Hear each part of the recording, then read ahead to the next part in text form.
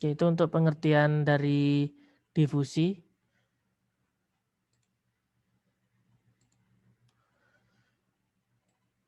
Nah, kemudian untuk berbagai macam bentuk difusi pada ilmu bahan atau di sini material, di antaranya di sini ada difusi sendiri ya atau self diffusion.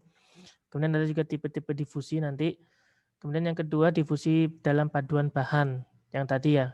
Jadi ada misalnya ada copper dan nikel, kemudian digabungkan menjadi paduan, itu difusi dalam paduan bahan. Kemudian untuk pertumbuhan butiran dan difusi itu juga berkaitan mengenai macam bentuk difusi. Kemudian bagaimana mekanisme difusi, ikatan difusi, energi untuk difusi, difusi ionik, dan kemudian ada tingkat difusi, dan bagaimana difusi pada polimer, dan yang keenam interdifusi dan contoh peristiwa difusi. Nah, ini berbagai macam bentuk difusi yang akan kita pelajari untuk material logam.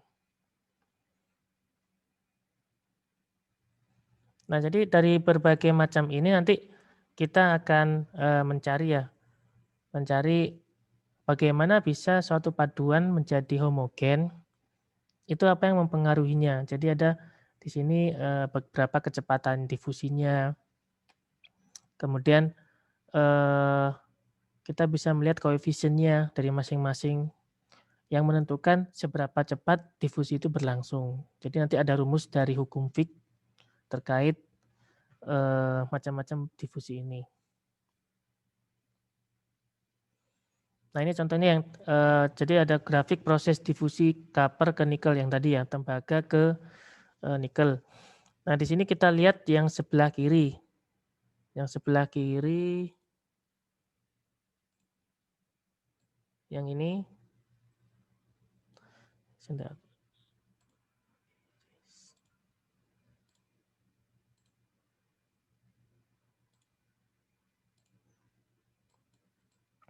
Sebelah kiri ini proses sebelum terjadi difusi. Jadi ada jarak, kemudian ada di sini copper persentase, dalam hal persentase.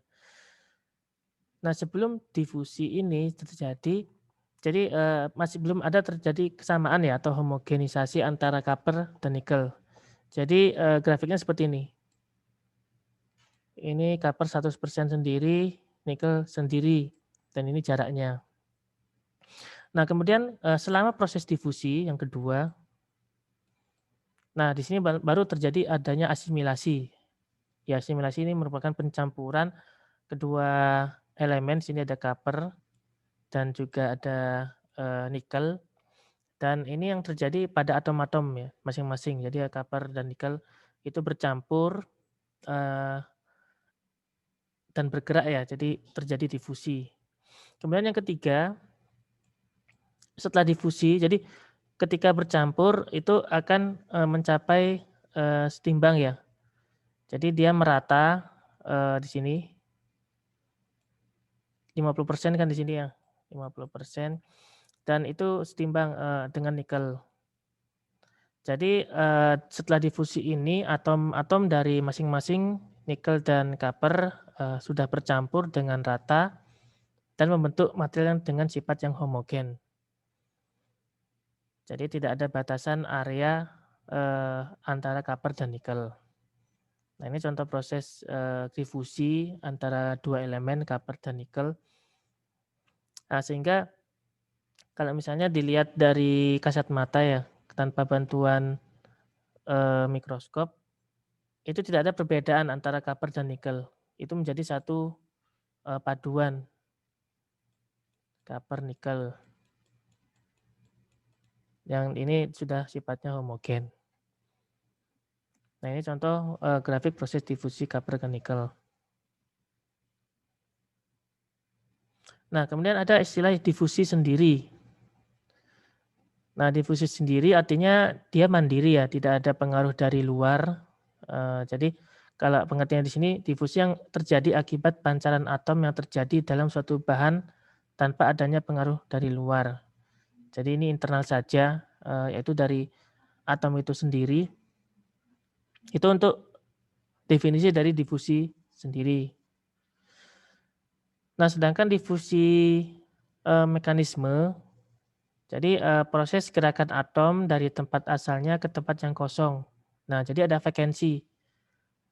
Ketika ada vakensi atau kekosongan dalam suatu atom, atom ini bergerak mengisi kekosongan. Atau bisa ke tempat antara celah.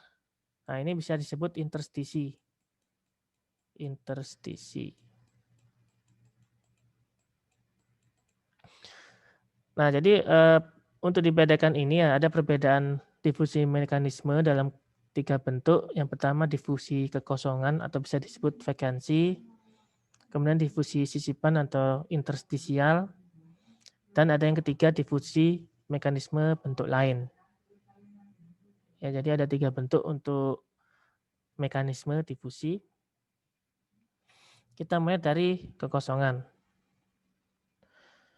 Nah, kekosongan ini jadi ketika atom ini lowong atau kosong, jadi atom ini akan bergerak.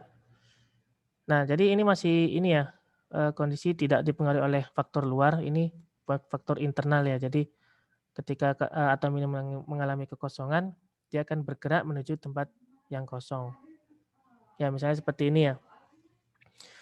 Jadi atom-atom ini akan bergerak menempati tempat yang kosong tadi. Jadi dari ini yang pertama, kemudian atom ini, misalnya A, dia pindah ke B.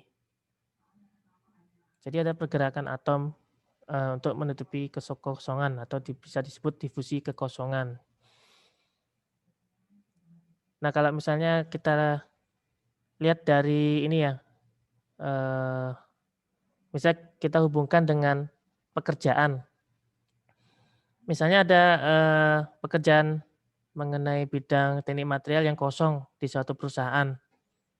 Misalnya di bidang ekstraksi. Itu pasti akan ditempati.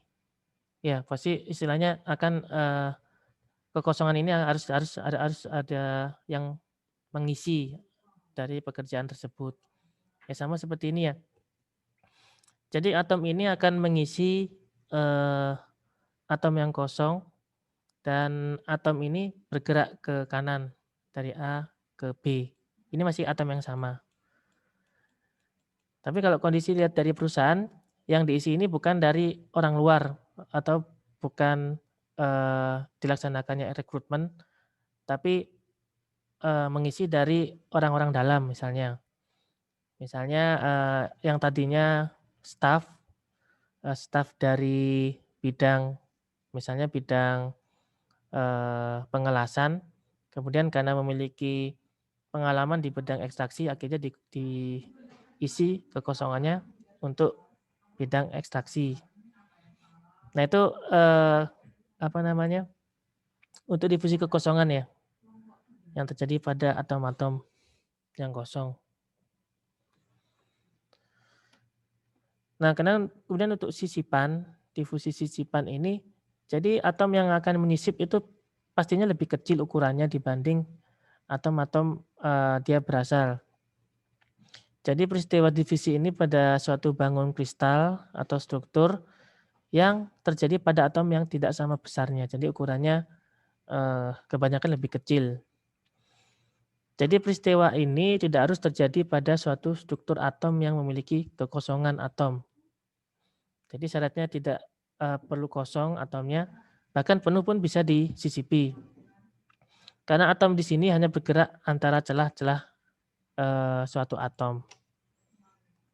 Nah, contohnya ini ya. Contohnya ada kristal, dalam hal ini susunannya seperti ini, atom-atomnya, dan ini tidak ada kekosongan. Namun ada interstisi, ada si penyisip di sini yang masuk ke celah-celah. Nah, itu yang disebut difusi sisipan atau interstisial.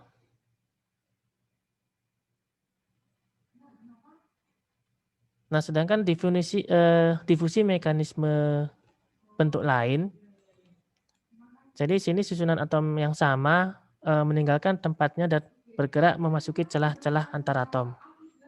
Ya, tadi kan kalau interstisi yang lebih kecil dan menyisip. Nah, sedangkan mekanisme bentuk lain susunan atomnya masih sama ya dan ini penuh. Namun dia bergerak memasuki celah antar atom ke sini ya. Makanya seperti ini. Dan nanti akan terjadi kekosongan pada bagian sini. Nah, itu yang disebut difusi mekanisme bentuk lain.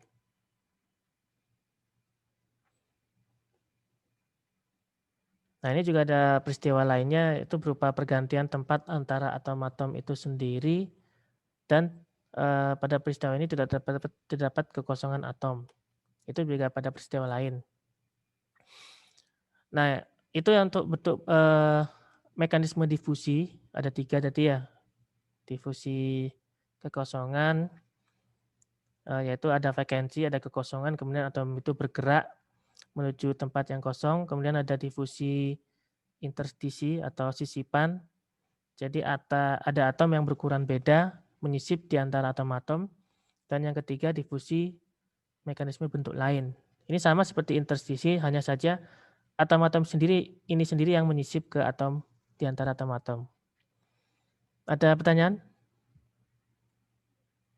Untuk mekanisme difusi yang ketiga bentuk ini? Oke, tidak ada ya. Oke, kalau gitu saya lanjut. Nah, kemudian apa yang disebut energi? Energi untuk difusi. Nah, jadi kalau misalnya ada energi itu berarti dia dipaksa. Ya, dipaksa untuk bergerak. Energi ini macam-macam, bisa energi panas, kemudian energi kinetik atau energi lainnya yang itu bukan dari faktor internal. Jadi ada faktor dari luar. Jadi suatu atom yang berdifusi harus dipaksa bergerak melalui atom lain yang mengelilinginya. Makanya dari itulah diperlukan energi. Nah, jadi energi ini dari luar ya, artinya ada faktor eksternal. Sama seperti ketika kalian misalnya kelelahan, kemudian kalian tidak sanggup jalan, tapi kalian dipaksa untuk jalan. Ya, misalnya sudah benar-benar lelah, kakinya sudah capek dan tidak berdaya lagi, tapi harus dipaksa jalan. Nah, kira-kira gimana itu?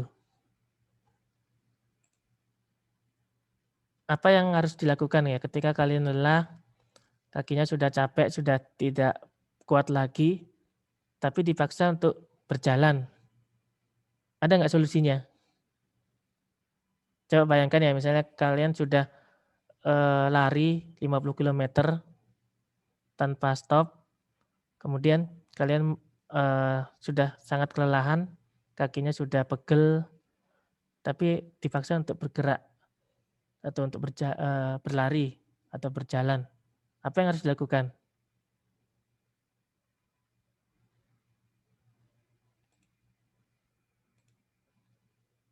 Ada yang mau jawab?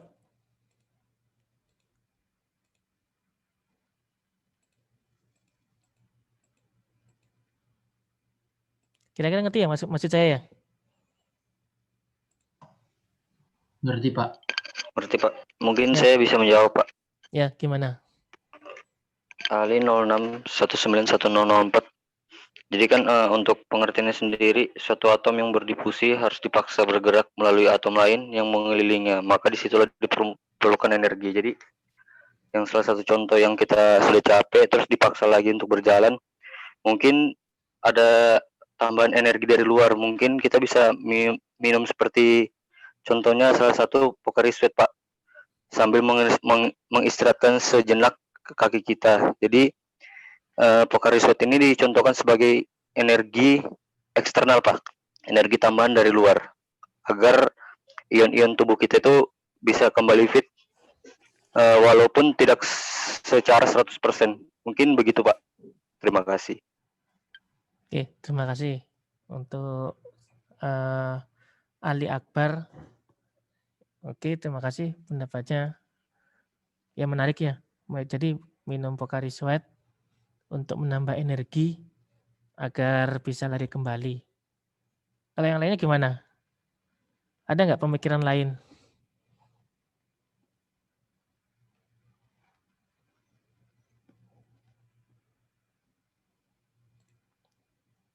selain minum tadi ya, minum apa namanya, minuman energi. Saya Pak izin menjawab Pak.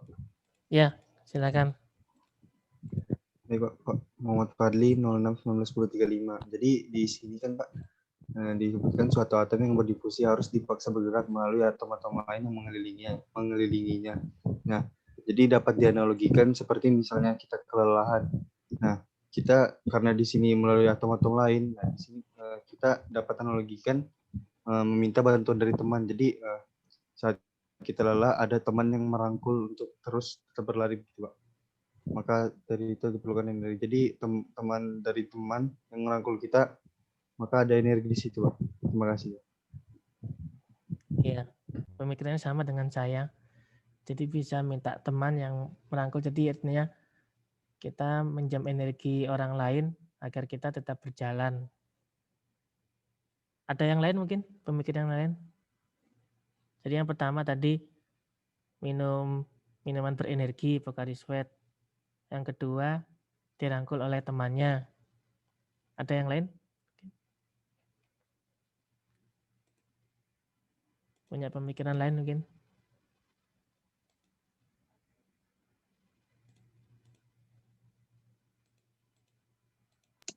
Saya Pak. Ya, gimana? Ibrahim 0601. Pemikiran saya lebih ke anu sih Pak, maksudnya kalau misalnya kita sudah lari 50 km, terus umpama garis finish itu tinggal 10 km. Nah, ada teman yang jadi energi itu semangat, yang dari semangat dari teman gitu Pak. Kata-kata dari teman, ayo 10 kilo lagi, 10 kilo lagi. Mungkin gitu sih Pak dari saya. Dari semangatnya Pak. Diberikan semangat. Oke. Ya, jadi berupa ini ya. Apa namanya tuh? Energi positif ya. Ya, berupa semangat. Ya, bisa itu. Atau mungkin ini bisa ngelambai tangan, kemudian manggil angkot. Jadi kan kita tinggal duduk dan itu masih jalan. Nah, itu bisa juga ya. Jadi intinya di sini analogi yang tadi itu kan ada paksaan untuk bergerak ya, dari ya yang tadi ya kita berlari, kemudian sudah kelelahan dan sudah pegal kakinya, tapi harus bergerak. Jadi ada paksaan, kalau dalam hal ini atom, jadi ada paksaan melalui atom lain yang mengelilinginya. Nah, itu yang disebut diperlukan energi. Nah, ini ada daftar aktivitas energi untuk bahan yang sering digunakan dalam industri. Nah, ini ada lambang Q ya dalam hal kalor, satuan kalor mol. Kemudian di sini ada kecepatannya di cm per second. Dan ini ada macam-macam pasangan difusi, misalnya difusi sendiri yang tadi ya. Jadi dia hanya terjadi pada atom itu sendiri, misalnya Fe dalam Fe, kemudian Cu dalam Cu, Al dalam Al, Zn dalam Zl. Jadi masih atom itu sendiri. Dan ini untuk nilai energinya Q itu ada 66.000, ada 21.000. Nah, itu tergantung dari pasangan difusinya. Nah, sedangkan untuk difusi sicipan yang tadi jadi ada ukuran atom yang beda. Di sini ada N dalam Fe. Dan ada C dalam Fe, jadi beda-beda. Nah, ini masing-masing juga berbeda kecepatan dan energinya. Nah, sedangkan untuk difusi paduan yang tadi ya Cu dalam Ni misalnya, itu juga memiliki energi 61500 dengan kecepatan 0,65. Nah, jadi dari pasangan ini kita bisa melihat ya berapa energi yang digunakan untuk suatu logam berdifusi. Dalam hal ini berapa kecepatannya dan berapa energi yang diperlukan. Nah, nanti aplikasinya ini lebih ke arah ini ya, waktu yang diperlukan ketika suatu logam misalnya membuat paduan.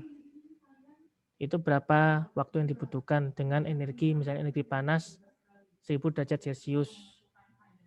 Jadi bisa dilihat Misalnya kita ingin menggabungkan copper dan nikel dan terjadilah difusi di sana. Dan dibutuhkan temperatur misalnya 1500 derajat Celcius. Nah, maka waktu yang dibutuhkan itu bisa jadi 2 menit, 3 menit. Nah, jadi ini aktivitas energi bahan yang sering digunakan dalam industri. Kita bisa melihat di tabel. Tabel ini diambil dari ini, ilmu pengetahuan bahan industri dari Insinyur Hastono Reksotenojo. Bisa dilihat nanti untuk lebih lengkapnya. Nah, sedangkan tingkat difusi ini artinya jadi seberapa jauh suatu atom dapat melakukan difusi melalui suatu bidang yang dapat diukur dengan flux. Ya, flux ini J simbolnya. Jadi flux ini pengukuran berapa sejumlah atom yang dapat berdifusi melalui suatu luas permukaan bidang. Nah, jadi ada luas permukaan atau di sini kita melihat misalnya ada suatu persegi panjang, kemudian seberapa jumlah atom yang dapat berdifusi dalam hal luas permukaan ini. Persatuan waktu. Dan di sini disimpulkan D. Makanya di sini koefisien difusi luas permukaan per waktu, cm kuadrat per second. Nah, pengukuran ini dikenal sebagai hukum Fick yang pertama. Jadi rumusnya J itu flux, atom per C kuadrat S sama dengan minus D. D ini koefisien difusi, jadi luas permukaan per satuan waktu. Sedangkan delta C per delta X itu merupakan gradien konsentrasi. Jadi gradien ini perbedaan konsentrasi ya, misalnya tadi copper dengan nikel. Ada gradiennya masing-masing. Dan itu satuannya atom per cm pangkat 3. Nah, sedangkan untuk delta C itu sama dengan perbedaan konsentrasi selang perbedaan jarak delta X. Nah, tadi kan sudah saya tunjukkan ya grafik ada jarak, kemudian ada persen copper, itu berapa perbedaan konsentrasinya selang perbedaan jarak. Nah, ini untuk tingkat difusi ya, kita lihat berdasarkan hukum Fick yang pertama.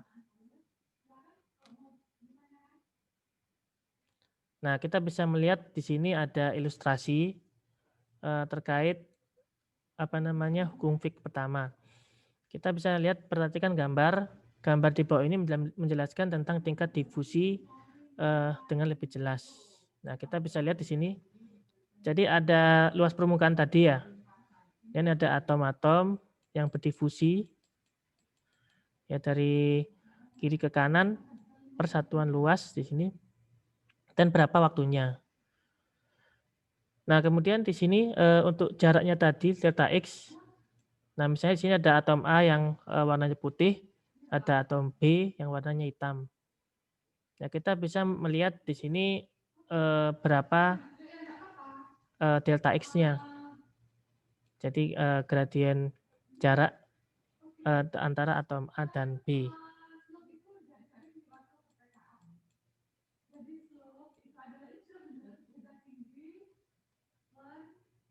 Yaitu untuk hukum Fick pertama. Ada pertanyaan?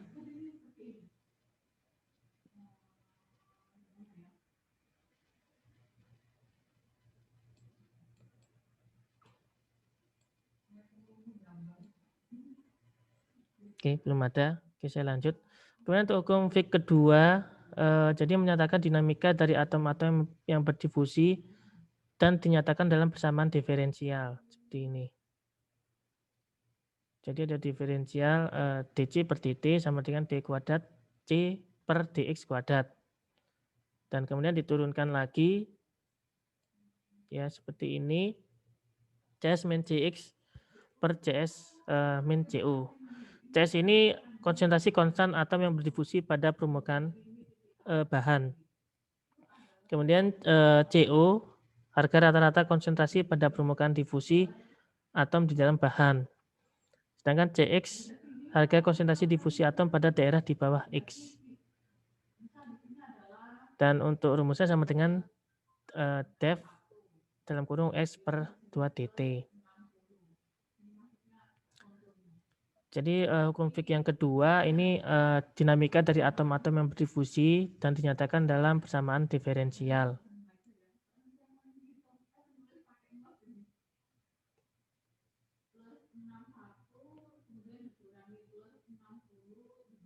Ini nanti akan didapatkan juga ya di fenomena transport. Kalau tahun lalu itu yang kedua.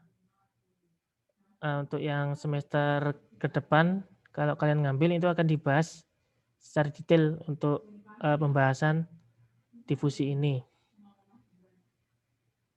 Cuman ini diperkenalkan dulu ya di materi logam terkait difusi padatan. Nah, untuk tipe difusi, jadi tipe difusi ini ada berbagai macam. Ada permukaan difusi, ada batas butiran difusi, ada volume difusi.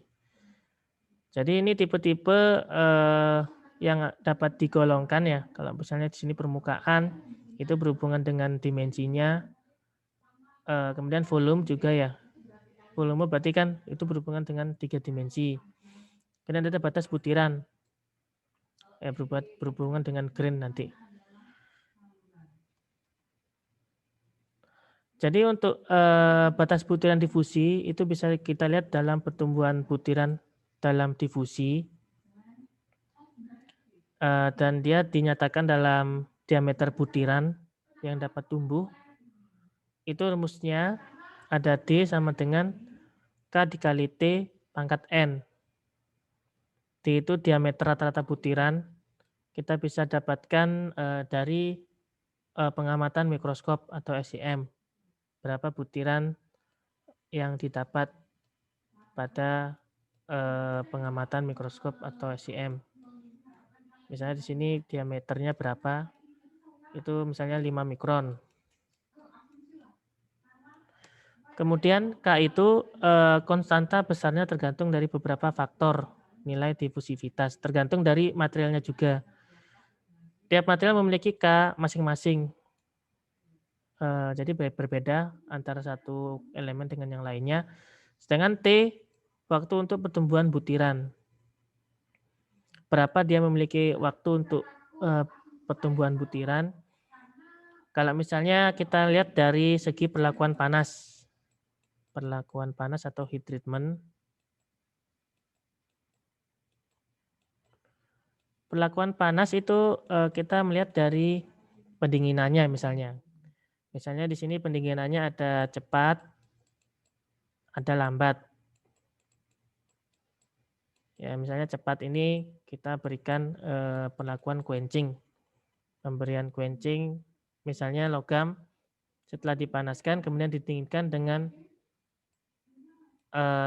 oli atau air sehingga terjadi sehingga terjadi pendinginan yang cepat. Nah, sedangkan yang lambat ini misalnya didinginkan dengan udara. Jadi misalnya setelah dipanaskan di furnace kemudian dikeluarkan dan didinginkan di udara terbuka atau didinginkan pada furnace-nya itu. Jadi ditutup, dimatikan mesin furnace-nya sampai material ini terjadi pendinginan yang sangat lambat. Nah, misalnya kita melihat dari perlakuan panas, yang cepat ini pasti akan memiliki waktu pertumbuhan butir yang cepat. Itu bisa kurang dari 1 sekon. Nah, sedangkan yang lambat, misalnya dengan pendinginan pada furnace itu sendiri setelah dipanaskan, kemudian dimatikan, itu akan memiliki pertumbuhan di atas 1 sekon. Jadi ini juga tergantung ya waktu pertumbuhan butir. Kita misalnya melihat dari perlakuan panasnya, apakah dia quenching atau normalizing atau annealing. Nah, sedangkan N ini dari rumusnya itu 0,5. Jadi bisa dilihat diameter butiran, rata-rata butiran T sama dengan K kali T dalam kurung 0,5, pangkat 0,5. Maka didapatkanlah pertumbuhan butir dalam difusi.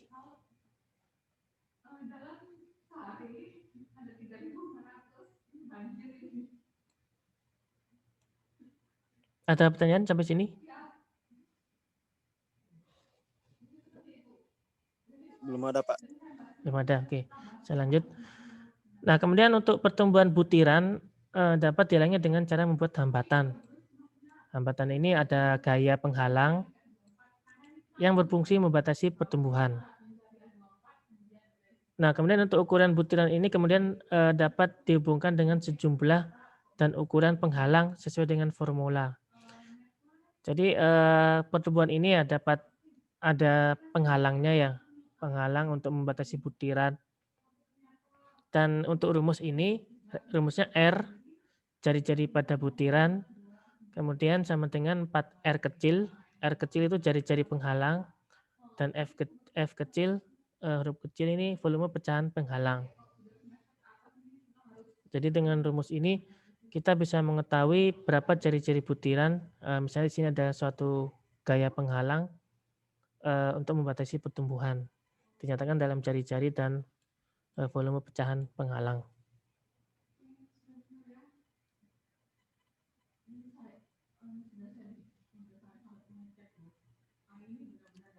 Nah, kemudian untuk ilustrasi di bawah menunjukkan proses difusi dua macam logam.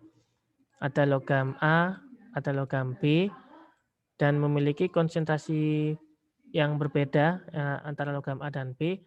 Kemudian di sini ada perubahan konsentrasi logam A yang dinyatakan dalam Ca dan konsentrasi logam B dinyatakan dalam Cb. Nah, kita lihat di sini ya, misalnya di sini ada 2, ada 1 ya, ada logam A, ada logam B. Nah, ketika dia ada proses difusi, di sini ada perpindahan konsentrasi dari misalnya Ca1 ke Ca2. Nah, ini ada difusi atom ke atom A ya. Dan kemudian yang B, ini ada perpindahan dari Cb2 ke Cb1. Nah, jadi pada prinsipnya difusi ini dia akan terjadi perpindahan atau perubahan konsentrasi dari tinggi ke rendah. Jadi Ca1 ya ini ya dilihat itu lebih besar konsentrasinya dengan Ca2. Makanya di sini terjadi perpindahan konsentrasi dari tinggi ke rendah. Begitu juga untuk yang Cb2. Nah, kemudian yang di sini di gambar yang kanan ini ada kenaikan konsentrasi ya. Ada Ca2, ada Cb2, kemudian ada Ca1, Cb1. Kemudian dilihat dari konsentrasi jarak. Ketika terjadi suatu difusi, nah di sini ada semacam kesetimbangan ya pada bagian tengah. Dia akan mencapai homogen seiring dengan berjalannya waktu. Jadi dari kedua konsentrasi tadi, logam B dan A, yaitu Ca dan Cb itu akan mengalami homogen ya di sini di bagian tengah. Itu untuk proses difusi kedua logam.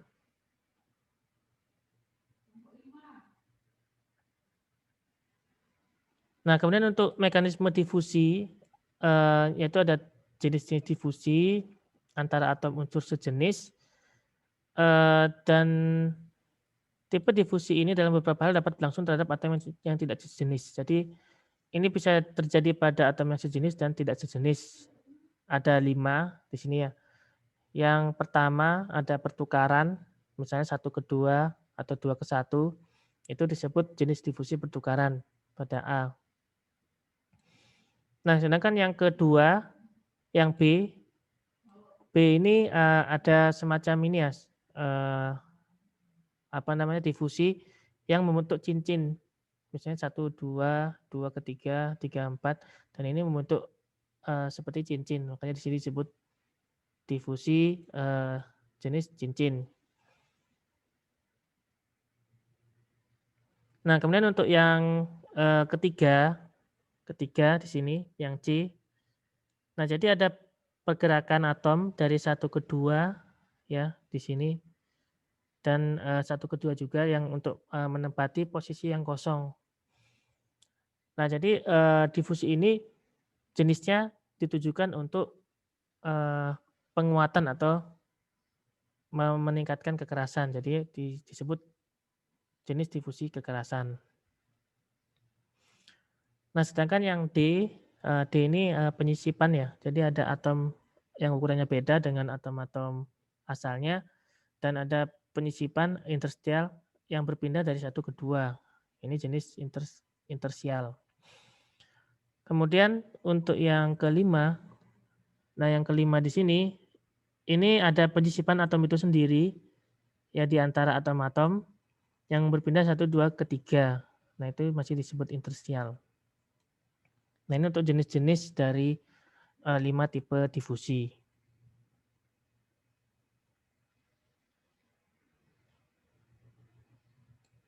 Nah, sedangkan untuk formula kecepatan difusi bisa dilihat di sini ada rumus V, kecepatan difusi. A itu ketetapan bahan karakteristik dari jumlah atom. E itu ketetapan di sini ada 2,718. Sedangkan delta H, oksidasi difusi rumusnya satuannya joule per mol, R itu konstanta, dan T itu temperatur tanpa absolut. Jadi ini untuk rumus kecepatan difusi dilihat dari ketetapan bahan karakteristiknya. Jadi artinya di sini pada bagian A itu beda-beda. Tiap elemen pada logam itu beda-beda kecepatan difusi masing-masing ditentukan dari A-nya. Dan itu juga dipengaruhi oleh T-nya, temperatur. Temperatur yang digunakan berapa. Kita mengambil contoh. Misalnya di sini ada pembentukan difusi pada paduan pada SN misalnya timah dan juga tembaga. Difusi ini akan berlangsung lebih cepat ya ketika temperaturnya lebih tinggi. Ya misalnya di sini kecepatannya pada 100 derajat Celcius dan juga pada 250 derajat Celcius. Ya tentunya yang lebih panas itu lebih cepat terjadi difusi. Karena ada semacam dorongan ya energi yang dimasukkan untuk mempercepat difusi.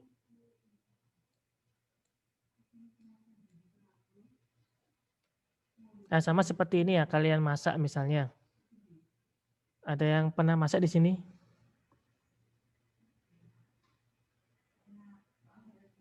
Halo? Pernah, Pak. Pernah, Pak.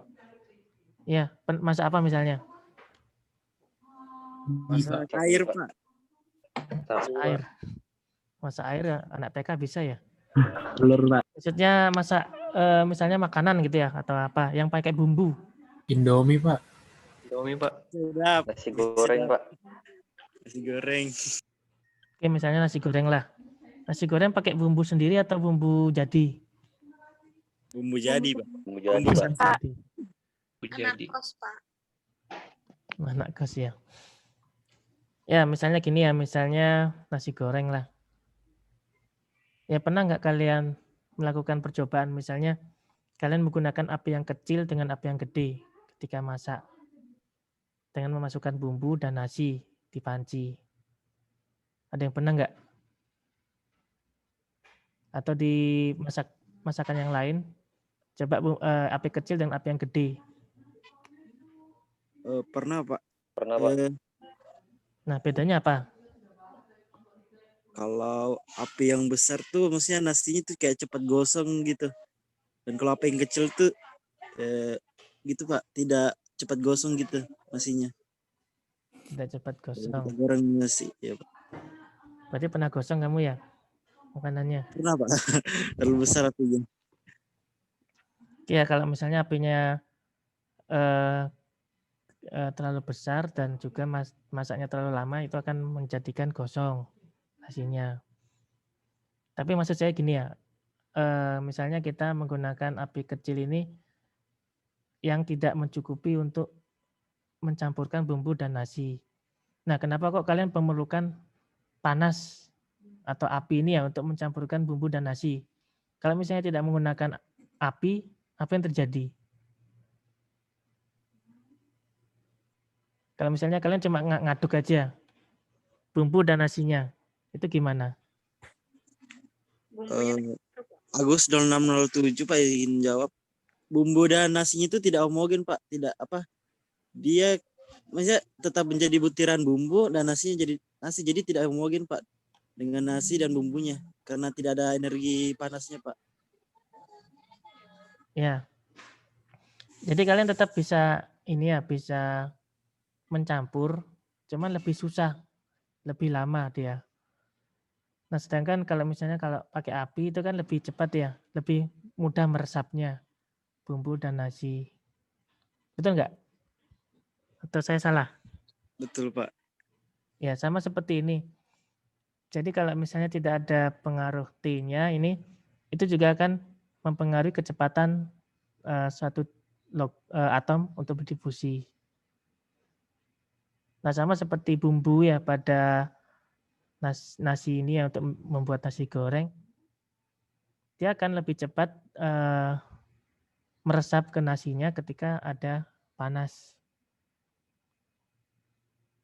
Jadi itu ya analoginya untuk kecepatan difusi.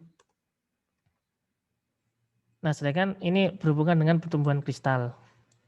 Kalau kemarin kan sudah dibahas kristalografi. Misalnya di sini pada bagian A itu proses pencairan logam. Nah, pada proses pencairan logam ini ada timbul kristal-kristal tapi masih kecil dan juga sedikit jumlahnya. Kemudian yang B mendekati padat, jadi dia mendingin. Ketika terjadi pendinginan, muncullah di sini kristal-kristal logam berkumpul menjadi satu membentuk kelompok kristal-kristal ini dan semakin banyak di setiap sisinya di beberapa bagian. Kemudian semakin turun temperaturnya dan sudah proses kepadat ya, jadi sudah mencapai solid. Nah, kristal-kristal ini merata di semua permukaan pada bagian logam. Nah, ini untuk pertumbuhan kristal-kristal pada pendinginan logam. Nah, sedangkan untuk kristalisasi ini akhir dari peristiwa difusi dan perubahan fasa cair ke padat. Oh ya, saya belum nanya ya. Nah, kalau misalnya pertumbuhan kristal, ini bagian mana yang disebut difusi? Ada yang bisa menanggapi? Pada pertumbuhan kristal ini, bagian mana yang disebut difusi?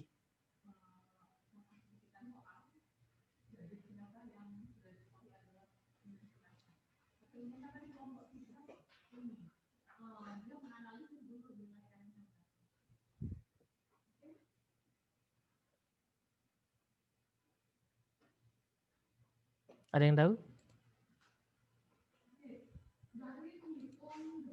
Yang tadi saya bahas, terus berhubungan dengan pertumbuhan kristal itu bagian mananya yang disebut difusi? yang B, Pak. Ya, kenapa itu? Halo? Izin menjawab, Pak. Meli 0652. Karena dia itu kan dia prosesnya mendekati padat gitu loh, Pak. Jadi kristal-kristalnya itu udah mulai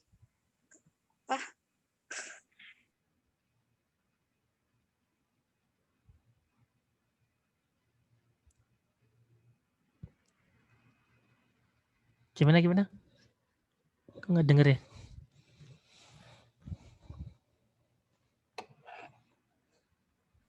kan Pak, kalau difusi itu kan dia tuh bergerak dari temperatur panas ke dingin.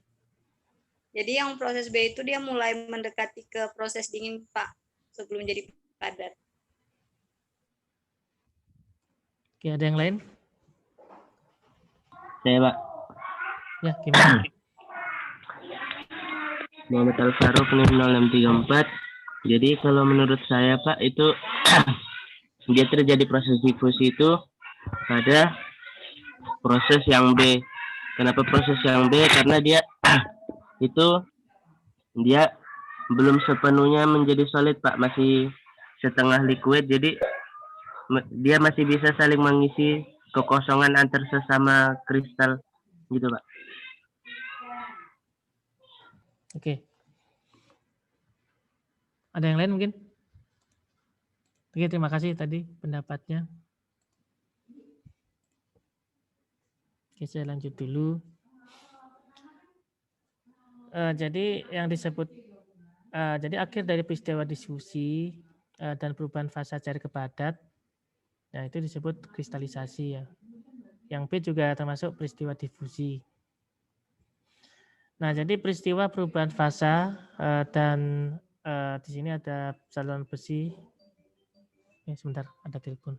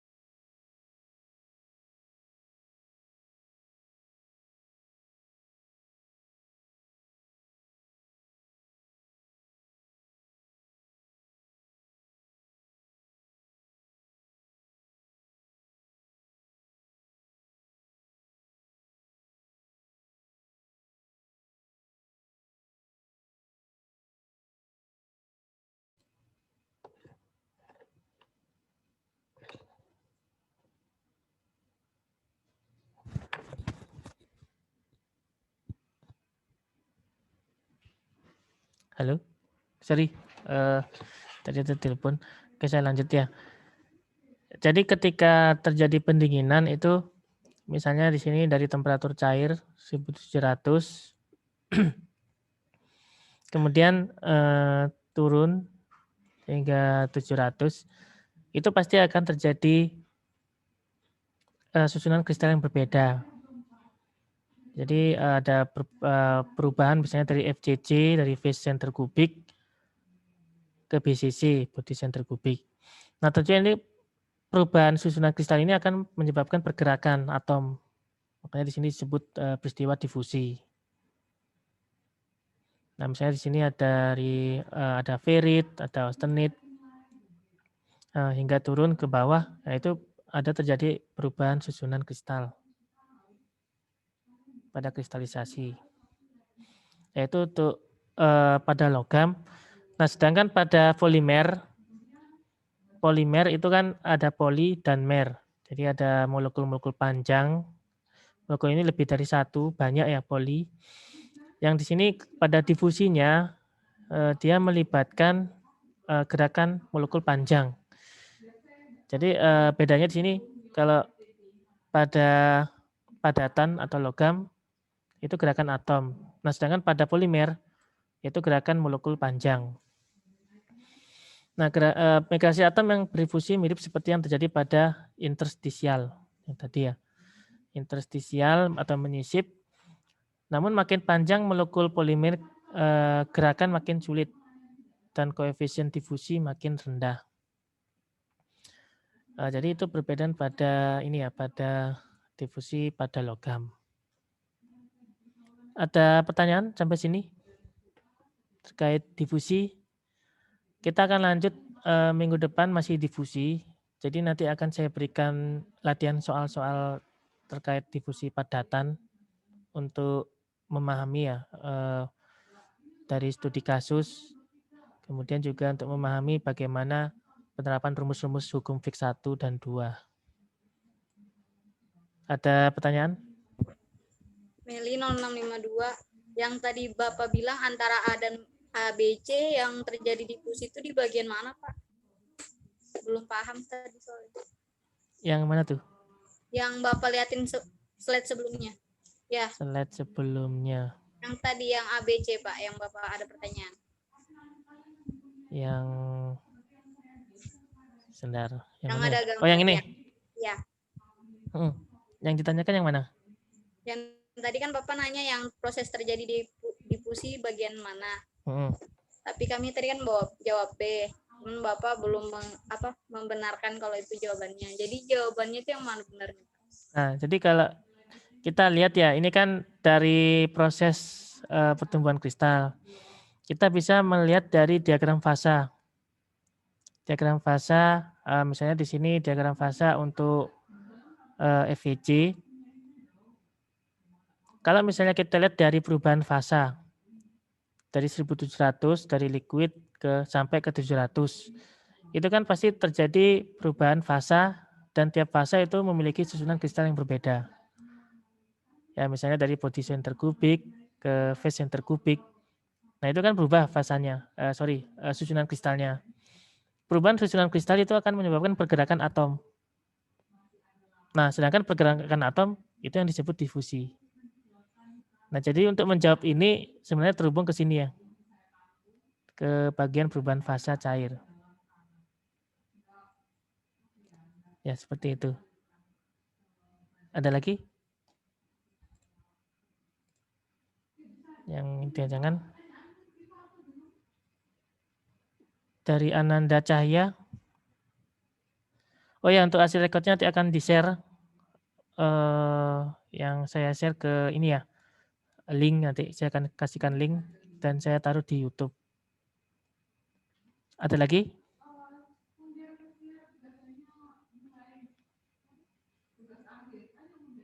Tidak ada?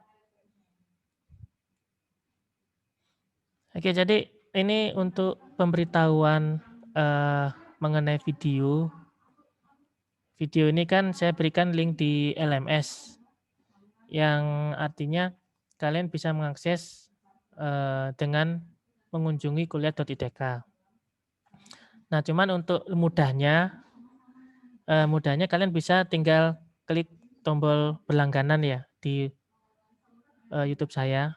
Artinya ketika kalian klik ini, itu akan muncul notifikasi di Gmail atau juga di YouTube kalian. Tapi ini terserah ya opsi kalian seperti apa.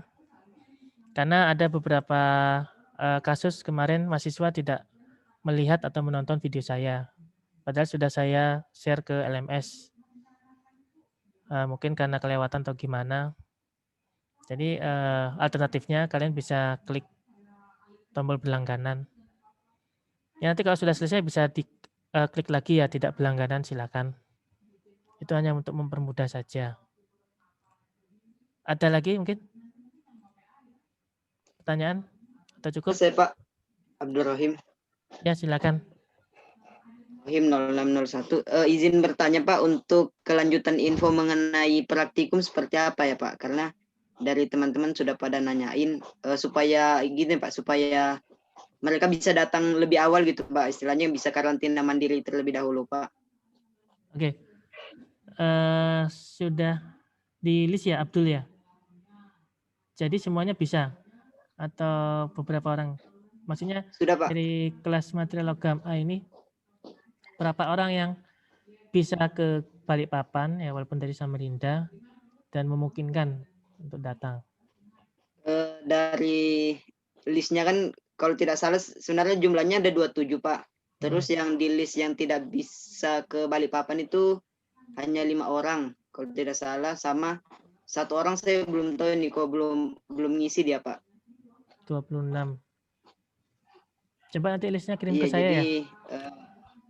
Listnya semua Pak. kelas sama itu. itu sebenarnya sudah ada kelompoknya Pak, cuman kayak ada 1 orang lagi belum.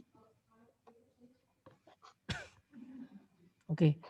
Listnya nanti kumpul ke saya sama kelompoknya dan kasih tanda yang mana yang nggak bisa. nggak bisa ikut praktikum. Baik, Pak. Oke, ada lagi? Nah, untuk ini ya praktikumnya ini belum ada hasil ya, belum ada hasil kesepakatan seperti apa. Ini masih dalam diskusi. Jadi ditunggu saja, nanti akan saya infokan ketua kelasnya. Ada lagi? Cukup? Oke, cukup ya. Jadi minggu depan kita masih lanjut tentang difusi, masih difusi padatan. Untuk kelas transformasi fasa, minggu ini kita lakukan secara ini ya, asinkron. Sudah saya beritahu Bapak Abdul Rohim. Dan nanti ada tugasnya di sana. Dan untuk kelas ini, materi logam, kelas A jangan lupa untuk absen. Karena absensi ini akan dilaporkan ke pusat nanti sebagai bahan evaluasi. Oke, kalau gitu